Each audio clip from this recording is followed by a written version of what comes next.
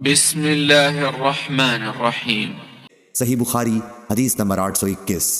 حماد بن زید نے ثابت سے بیان کیا، انہوں نے حضرت انس بن مالک رضی اللہ تعالیٰ عنہ سے انہوں نے فرمایا کہ میں نے جس طرح نبی کریم صلی اللہ علیہ وسلم کو نماز پڑھتے دیکھا تھا، بالکل اسی طرح تم لوگوں کو نماز پڑھانے میں کسی قسم کی کوئی کمی نہیں چھوڑتا ہوں۔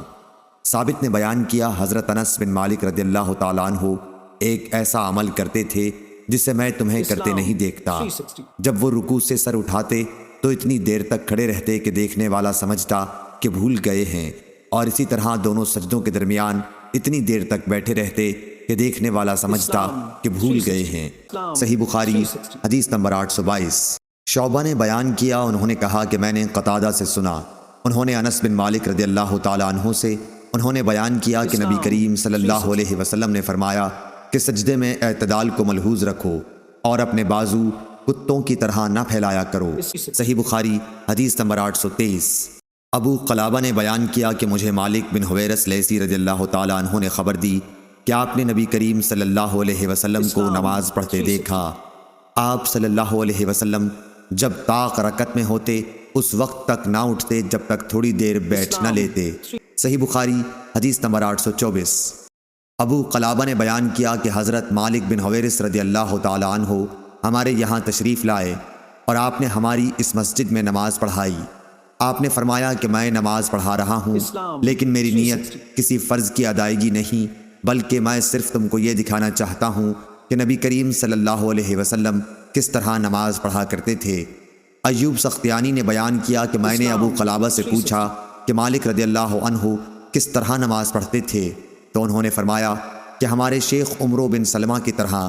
ایوب نے بیان کیا کہ شیخ تمام تکبیرات کہتے تھے اور جب دوسرے سجدے سے سر اٹھاتے تو تھوڑی دیر بیٹھتے اور زمین کا سہارا لے کر پھر اٹھتے۔ صحیح بخاری حدیث نمبر 825۔ سعید بن حارث نے کہا کہ ہمیں ابو سعید خدری رضی اللہ تعالیٰ عنہ نے نماز پڑھائی، اور جب انہوں نے سجدے سے سر اٹھایا تو پکار کر تکبیر کہی، پھر جب سجدہ کیا تو ایسا ہی کیا، پھر سجدے سے سر اٹھایا تو بھی ایسا ہی کیا۔ اس طرح جب 2 رکعتیں پڑھ کر کھڑے ہوئے اس وقت بھی آپ نے بلند آواز سے تکبیر کہی اور فرمایا کہ میں نے نبی کریم صلی اللہ علیہ وسلم کو اسی طرح کرتے دیکھا۔ صحیح بخاری حدیث نمبر 826۔ غیلان بن جریر نے بیان کیا، انہوں نے مطرف بن عبداللہ سے انہوں نے کہا کہ میں نے اور عمران بن حسین رضی اللہ تعالیٰ عنہ نے علی بن ابی طالب رضی اللہ تعالیٰ عنہ کی اقتداء میں نماز پڑھی۔ آپ نے جب سجدہ کیا، سجدے سے سر اٹھایا، 2 رکعتوں کے بعد کھڑے ہوئے تو ہر مرتبہ تکبیر کہی۔ جب آپ نے سلام پھیر دیا تو عمران بن حسین نے میرا ہاتھ پکڑ کر کہا کہ انہوں نے واقعی ہمیں حضرت محمد صلی اللہ علیہ وسلم کی طرح نماز پڑھائی ہے، یا یہ کہا کہ مجھے انہوں نے حضرت محمد صلی اللہ علیہ وسلم کی نماز یاد دلا دی۔ صحیح بخاری حدیث نمبر 827۔ امام مالک رحمۃ اللہ علیہ نے عبد الرحمن بن قاسم کے واسطے سے بیان کیا، انہوں نے عبداللہ بن عبداللہ سے انہوں نے خبر دی کہ حضرت عبداللہ بن عمر رضی اللہ تعالیٰ عنہ کو وہ ہمیشہ دیکھتے کہ آپ نماز میں 4 زانو بیٹھتے ہیں۔ میں ابھی نوعمر تھا، میں نے بھی اسی طرح کرنا شروع کر دیا، لیکن حضرت عبداللہ بن عمر رضی اللہ تعالیٰ عنہ نے اس سے روکا اور فرمایا کہ نماز میں سنت یہ ہے کہ تشہد میں دایاں پاؤں کھڑا رکھے اور بایاں پھیلا دے۔ میں نے کہا کہ آپ تو اسی میری طرح کرتے ہیں۔ آپ بولے کہ کمزوری کی وجہ سے میرے پاؤں میرا بوجھ نہیں اٹھا پاتے۔ صحیح بخاری حدیث نمبر 828۔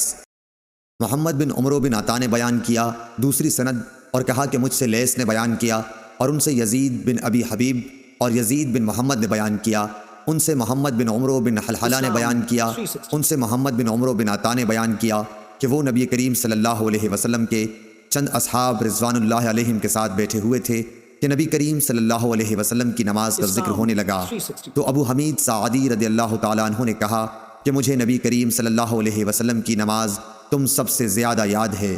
میں نے آپ کو دیکھا کہ جب آپ تکبیر کہتے تو اپنے ہاتھوں کو کندھوں تک لے جاتے، جب آپ رکوع کرتے تو گھٹنوں کو اپنے ہاتھوں سے پوری طرح پکڑ لیتے اور پیٹھ کو جھکا دیتے، پھر جب رکوع سے سر اٹھاتے تو اس طرح سیدھے کھڑے ہو جاتے کہ تمام جوڑ سیدھے ہو جاتے۔ جب آپ سجدہ کرتے تو آپ اپنے ہاتھوں کو زمین پر اس طرح رکھتے کہ نہ بالکل پھیلے ہوئے ہوتے اور نہ سمٹے ہوئے، پاؤں کی انگلیوں کے منہ قبلے کی طرف رکھتے۔ جب آپ صلی اللہ علیہ وسلم 2 رکعتوں کے بعد بیٹھتے تو بائیں پاؤں پر بیٹھتے اور دایاں پاؤں کھڑا رکھتے، اور جب آخری رکعت میں بیٹھتے تو بائیں پاؤں کو آگے کر لیتے اور دائیں کو کھڑا کر دیتے، پھر مقعد پر بیٹھتے۔ لیث نے یزید بن ابی حبیب سے اور یزید بن محمد بن حلحلہ سے سنا، اور محمد بن حلحلہ نے ابن عطا سے، اور ابو صالح نے لیث سے کلو فقار مکانہ نقل کیا، اور ابن المبارک نے یحییٰ بن ایوب سے بیان کیا، انہوں نے کہا کہ مجھ سے یزید بن ابی حبیب نے بیان کیا کہ محمد بن عمرو بن حلحلہ نے ان سے حدیث میں کلو فقار بیان کیا۔ صحیح بخاری حدیث نمبر 829۔ شعیب نے خبر دی، انہوں نے زہری سے خبر دی، انہوں نے کہا کہ مجھ سے عبد الرحمن بن حرمز نے بیان کیا جو مولا بن عبد المطلب یا مولا ربیعہ بن حارث تھے، کہ عبداللہ بن بحینہ رضی اللہ عنہ جو صحابی رسول اور بنی عبد مناف کے حلیف قبیلہ ازد شنوت سے تعلق رکھتے تھے، نے بیان کیا کہ نبی صلی اللہ علیہ وسلم نے انہیں ظہر کی نماز پڑھائی اور 2 رکعتوں پر بیٹھنے کے بجائے کھڑے ہو گئے، چنانچہ سارے لوگ بھی ان کے ساتھ کھڑے ہو گئے۔